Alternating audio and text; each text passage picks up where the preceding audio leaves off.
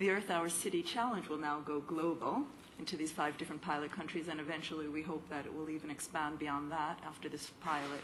What do you see the role of Earth Hour City Challenge then in that aspect?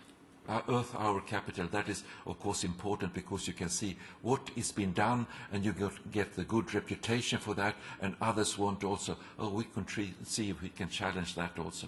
And like you are doing now, to going to many different continents and challenging cities in the different countries, I think that's a wonderful way to expanding this to one planet.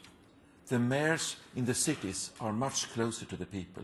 There you can really, first of all, have the top-down. How are we organizing the transportation system? How are we planning our cities? How are we making the public procurement in the cities? So we have the possibilities, but at the same time we have the possibilities of involving the people, enabling them to live their lives in the way that they can feel that I'm a really good citizen. I'm also trying to live my life in the way that it ends up that we will have a much better world. Thank you very much, Ilmar and Wolfgang.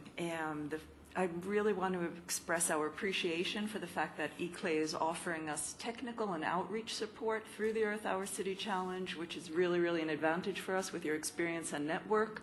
And I'm eager to hear for you why you chose to partner with us. I think this corresponds perfectly with our interests, so that we get sort of a push from the civil society towards the local politicians, and that we basically join forces in that sense, that we get a good level of action and cooperation of all stakeholders, the civil society, to move the agenda and to move faster than we have moved so far. I mean, we see through cities a much larger proportion of the global population committed than the national governments would basically try to agree to. So there is a lot more. But in the end, of course, you would have to prove that indeed there is more action and there are better results achieved. And that's why we finally need to go into reporting based on measurable, reportable and verifiable indicators. What we're still lacking is in principle the scope 3 emissions, which are based on consumption. So this is how much emissions are caused by the lifestyle of the people within the city, which goes beyond the boundaries. So if we basically put, let's say, dirty industries in other countries, but we still consume the products, in principle we participate in these emissions as well. And we have been in touch already with people supported by WWF, who of course put a lot of effort in the development of standards and methodologies to really measure the scope 3 emissions and to put them into the reporting mechanisms. I think there we see quite a role for WWF to further push this agenda and to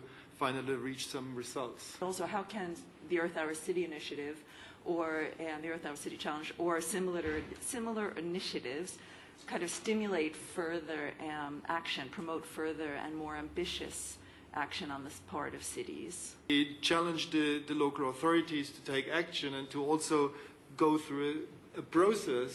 So you manage to basically get the continuity and to use the power of the civil society also to basically monitor their own local governments in a certain way.